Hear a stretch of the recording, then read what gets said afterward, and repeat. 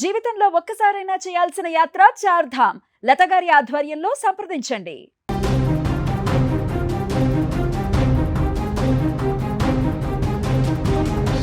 ప్రేమంటే కలిసి బతకడమే కాదు, కష్టమొచ్చినా కన్నీళ్ళొచ్చినా తోడుగా నిలబడడం అంటారు.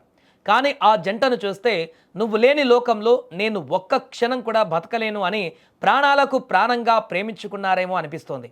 కళ్ళ నిండా ఎన్నో కలలతో, చేతి నిండా సంపాదనతో సంతోషంగా సాగిపోతున్న ఆ యువ సాఫ్ట్వేర్ల జీవితంలో ఊహించని విషాదాన్ని నింపింది.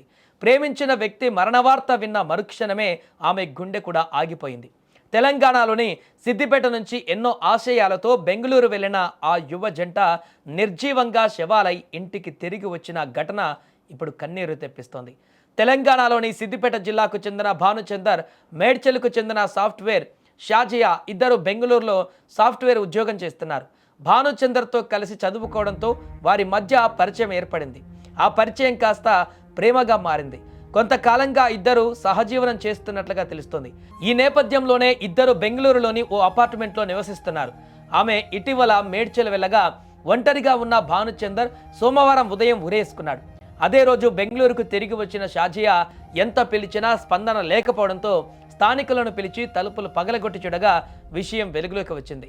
భానుచందర్ ఇక లేరన్న బాధతో ఆమె సైతం తాముంటున్నటువంటి భవనంలోని 17వ అంతస్తు నుంచి కిందకు దూకేశారు. కొద్ది రోజులుగా అనారోగ్యంతో బాధపడుతున్న భానుచందర్ రెడ్డి అదే బాధతో ఆత్మహత్య చేసుకుని ఉంటారని, ఆయన మరణాన్ని తట్టుకోలేకనే ఆమె కూడా ప్రాణం తీసుకుని ఉంటుందని పోలీసులు భావిస్తున్నారు.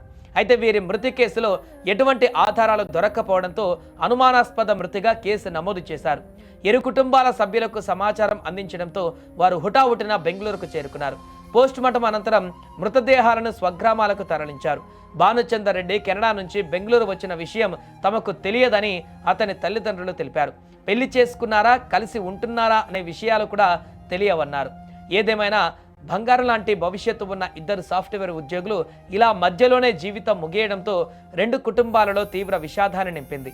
ఎంతో కష్టపడి చదివించి తమకు చివరి రోజులలో తోడుగా ఉంటారని భావించిన తల్లిదండ్రులకు ఇప్పుడు కడుపు కోత మిగిలింది.